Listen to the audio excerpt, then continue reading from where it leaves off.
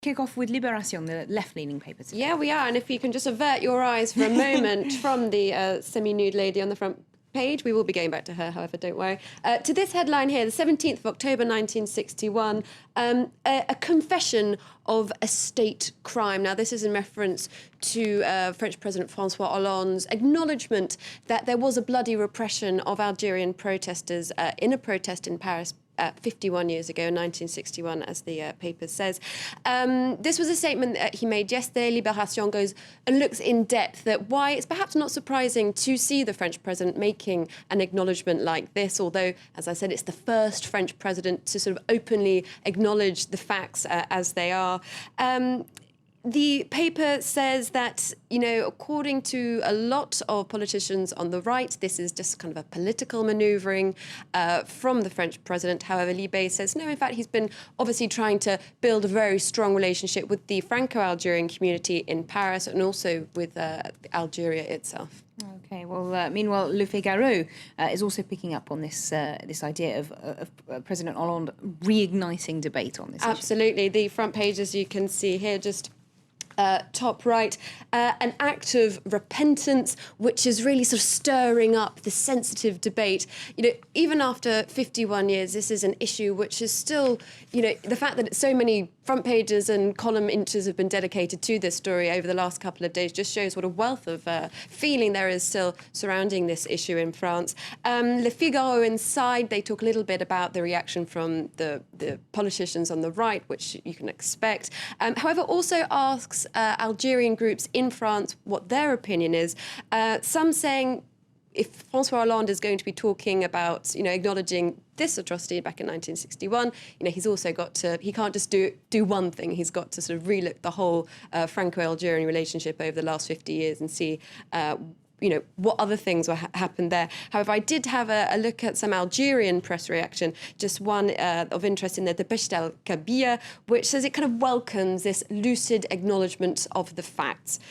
So very sort of a clear, not praising the François Hollande because they say these are the facts as they were. This is something that should have been acknowledged many years ago, but we're happy that he's done it now. If we could just go back to Le Figaro, we'll see there's another interesting story today. This is France's top rabbi, chief rabbi, his position with regards to the French government's proposals to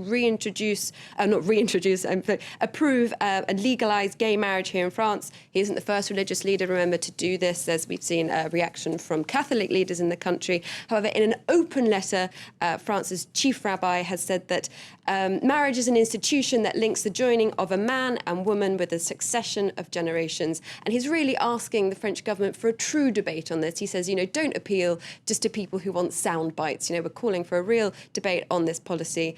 So we'll see if they heed his call.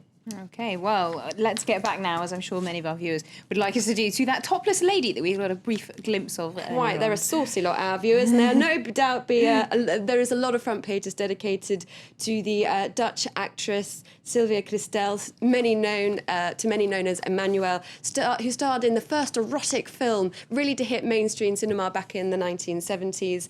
She died after a long battle with throat cancer, so 10-year battle with cancer. Very interesting in La Parisien. They go on to ask a few people their memories of the film.